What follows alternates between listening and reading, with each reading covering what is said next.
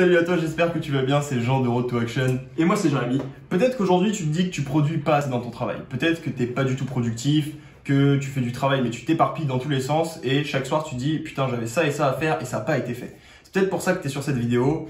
On va te parler de deep work aujourd'hui, travail profond, intense, où en quelques heures, le but c'est de tout achever ton travail.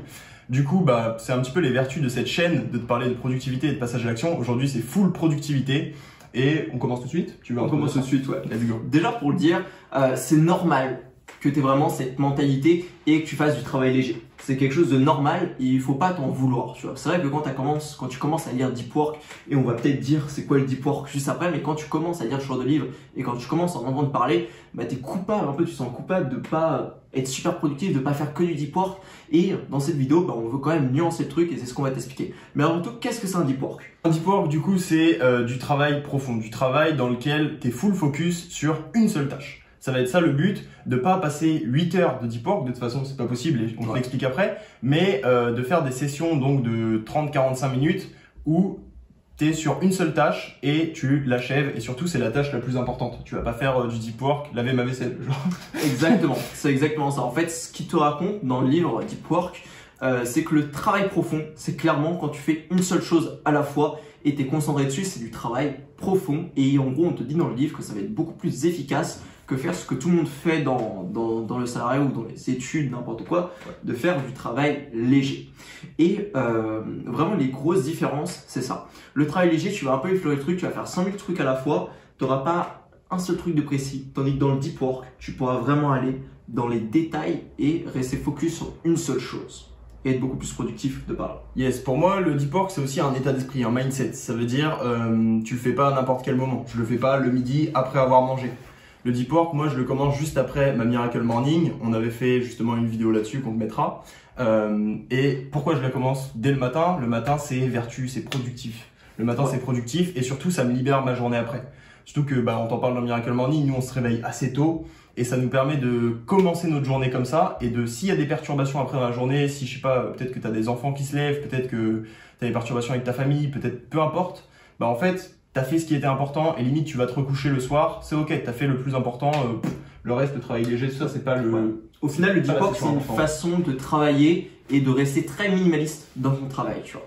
Parce que quand tu veux faire beaucoup de choses, on a tendance à être maximaliste, à se mettre sur 100 000 points. Et le deep work, le mindset, c'est aussi de te dire quels sont les 20% d'actions qui m'apportent 80% de résultats et je vais me concentrer que là-dessus pendant une période de deep work pour me donner du temps libre, mais aussi pour être plus efficace. Et ça, c'est des grosses vertus du deep work. Et je pense qu'on va tout de suite passer aux règles du deep work. Ouais, du coup, les règles, d'abord, tu as une durée de deep work. Forcément, vu que tu es en full focus, tu peux pas tout de suite te dire, ok, je vais faire 4 heures dès le début. Tu peux pas, va falloir utiliser les pauses. On va faire une vidéo là-dessus, mais tu es obligé de faire des pauses et faut faire tous les 45 minutes. Je crois que c'est ça que tu fais. Ouais, alors en gros, combien de temps dure un deep work, ça dépend vraiment des gens. Moi, j'utilise Pomodoro. Ça dépend vraiment des gens. En fait, tu as plein de méthodes et on va y venir juste après. Mais combien de temps il dure un deep work dans l'idéal? Ça dépend de combien tu en répètes dans la journée, mais on y vient juste après. Combien de temps un deep work? Ça va, je dirais, de 25 minutes. Parce qu'en dessous de 25 minutes, ça va être très compliqué. C'est ça que je fais. Ça, c'est du Pomodoro. Du coup, 25 minutes avec 5 minutes de pause. Comme ça. Et tu le répètes 8 fois. Je fais 4 fois. Après, tu fais une pause un petit peu plus longue et tu peux refaire une deuxième session de 4 fois en fait. Ouais, ça. Du coup, c'est 25 minutes, 5 minutes, 4 fois. Là, tu fais un quart d'heure, 20 minutes de pause et tu reprends pareil. Après, tout est adaptable, bien sûr. Je te dis 25 si tu as envie de faire 37 minutes et 13 secondes de pause, c'est ok. Genre, fais ce que tu veux. C'est ça. Mais en fait, le vrai but, c'est de trouver la période de temps idéale pour toi et pour ton activité. Moi, je sais qu'avant, je faisais que du Pomodoro parce que j'avais entendu parler de ça et c'était génial. J'étais super productif. Pour moi, c'était Saint Graal. C'était vraiment. C'était C'était génial. C'était vraiment génial. Et quand je me suis dit, quand je suis rentré dans le travail plus créatif, que j'avais besoin d'être plongé dans ce que je faisais, et que même j'étais passionné par ce que je faisais, et que j'avais besoin d'avoir un focus long pour avoir des bonnes idées, là j'ai commencé à m'intéresser à d'autres choses. Et maintenant, ce que je fais, c'est du deep work, là où je vais travailler environ 1 heure. Ouais. 1 heure. Il me semble que deep work, ça va aller jusqu'à 1h15. Après, il faut savoir aussi te mettre une limite parce que justement, tu perds en productivité au bout d'un certain temps de focus. Du coup, c'est à ça que servent les pauses. Les pauses, c'est pas pour perdre ton temps. Les pauses, c'est pour te réénergiser. Les pauses, c'est pour te replonger encore plus profondément après dans ton travail. Une deuxième règle bien importante, du coup, si tu es sur une seule tâche, ça va être d'enlever ce qu'il y a autour. Donc déjà, bien sûr, d'enlever d'autres tâches, tu vois, tu peux pas regarder une formation en même temps, tu peux pas... Le pire, c'est le téléphone. Ouais. En fait, c'est vraiment les bases. Tu te dis, je vais faire un certain nombre de deep work par jour et pendant ces deep work-là, tu es 100% focus. Et tu te mets des règles que tu te mets à toi-même parce qu'elles sont positives. Du coup, vraiment, pas de téléphone à côté, ça c'est vraiment la base. Ou si tu sur le téléphone. Tu coupes le wifi aussi. Donc, tu coupes le wifi, tu essayes de mettre le mode avion, en fait, tu te débrouilles pour ne pas être déconcentré. Tu regardes tous les trucs qui prennent ton attention. Le son à côté de toi, essaye de mettre des boules qui essaye d'être dans un environnement qui t'inspire, un environnement dédié au travail. Du coup, justement, il te parlait de boules qui moi j'aime bien parler aussi du bruit blanc, c'est un truc que j'utilise. Donc ça, c'est avec tes écouteurs, tu peux prendre des playlists sur Spotify, il y a aussi une appli qui s'appelle Noisely, je crois. T'en trouveras sur internet de toute façon. C'est les bruits qu'on utilise pour faire dormir les bébés. Donc c'est pas pour rien, ça te calme et ça te permet d'être en mode alpha, les ondes de ton cerveau relaxées. Donc full focus sur quelque chose, ça t'enlève tout ce qui est autour et ton cerveau finit vraiment par l'oublier. Choisis un bruit de ruisseau, de vent, de ce que tu veux. Voilà, maintenant je pense qu'on peut passer sur les temps. Ouais, et combien de deep work plutôt? Ouais.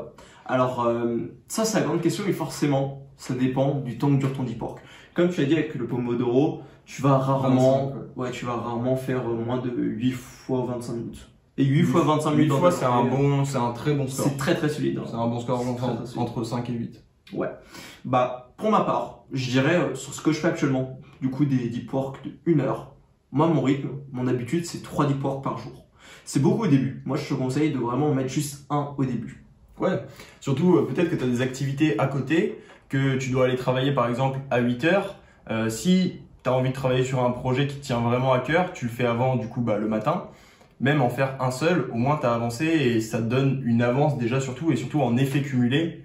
L'effet cumulé sur 1 an, sur 5 ans, sur 10 ans, c'est même énorme. Un deep work c'est énorme. C'est exactement ça. Je rebondis sur ce que tu disais en fait, c'est de faire ces deep work le matin si possible. Parce que le matin c'est là où tu es le plus productif et si possible directement après ton Miracle Morning, ta routine du matin, c'est là où tu vas être le plus productif. Ouais, ça c'est ce que je disais au début. Et toi, qu'est-ce que tu fais du coup comme tâche à l'intérieur d'un deep work? Qu'est-ce que tu fais parce que tu en as une seule? Qu'est-ce que tu choisis? Bah moi c'est super simple du coup. Vu que je fais ma to-do list chaque soir, dans ma to-do list il y a 3 tâches principales. Ouais. Je fais 3 deep work par jour d'1 heure. Les tâches sont plutôt équivalentes en termes de temps. Du coup c'est super simple.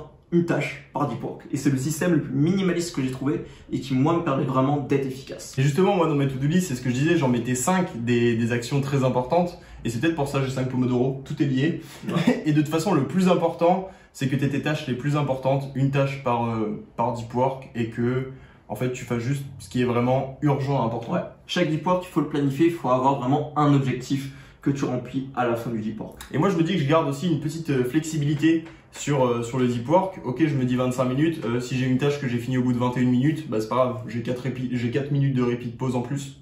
C'est ok pour moi. Hein. Ouais, c'est ça. On va pas tirer au maximum. On n'est pas non plus là en mode minuteur. Ouais, le but c'est pas que ce soit fini sur. Enfin, si, le but c'est que ce soit fini sur ce cadre, mais ça peut être fini avant. Par contre, ça peut pas être fini après. C'est ça. Genre une fois que faut être intransigeant sur ça, je pense qu'il faut vraiment couper direct. Encore à repartir sur un autre deep work après. Encore une fois, il faut quand même prendre de la légèreté dessus, tu vois. Parce que moi, je me mets vraiment un exemple brut pour que tu puisses comprendre. Si dans un deep work, je me dis faire une vidéo et que au moment où j'arrive à 1 heure, à 60 minutes et que je suis en plein milieu de ma vidéo, je vais pas me dire non, je la continue au prochain deep work. Je vais me dire je la finis quitte à prolonger mon deep work d'1 h 15 parce que c'est une tâche créative et je vais plus être dans le flow de la création. De la créativité. Mais par contre, si j'étais dans une tâche purement répondre à des emails, l'email je m'en fous, je réponds après. Clairement, j'arrête le deep work au moment où mon moniteur sonne. Ok, ça me va. Bah du coup, c'est à toi de choisir les tâches pour lesquelles tu veux travailler en deep work. Après, de toute façon, tu vas voir, ça se peaufine au fur et à mesure. Essaye, en tout cas, à partir de demain matin, peut-être un deep work, ou alors aujourd'hui, s'il n'est pas encore minuit. Ouais. Après, ça va dépendre aussi de ton job. On n'a pas abordé ça, mais si t'es coiffeur, ça va être compliqué de faire du deep work. Et je pense que de toute façon, dans tous les travails, tu vas pouvoir garder quand même du travail plus léger. Quand nous on travaille ensemble, on remarque, voilà, on est plus kiff et de toute façon on kiffe ce qu'on fait, donc c'est ok de prendre aussi un peu plus de temps. À partir du moment où on a eu quand même des périodes de grosse production. C'est ça. Je pense qu'il faut vraiment complémenter le truc. C'est le travail profond est là parce qu'il y a le travail léger, yin et yang. C'est positif, négatif, il faut qu'il y ait les deux dans ta journée pour que tu sois vraiment épanoui selon moi. Du coup, je pense que c'est à peu près tout par rapport au deep work. Comme tu as dit Jean, vraiment essaye de commencer le plus vite possible en mettant juste un deep work et le reste de tes tâches. Juste ta tâche la plus importante, tu la fais en deep work dans ta journée le matin si possible. Le reste de tes tâches, tu les fais dans ton travail léger. En tout cas, c'est à peu près tout. Sur cette chaîne, on parle de productivité, de passage à l'action. Du coup, je t'invite à t'abonner pour trouver toutes nos vidéos. Là, en ce moment, on en fait beaucoup à deux. Du coup, tu pourras checker ça sur notre chaîne. Puis on se retrouve très vite sur une prochaine vidéo. Ciao.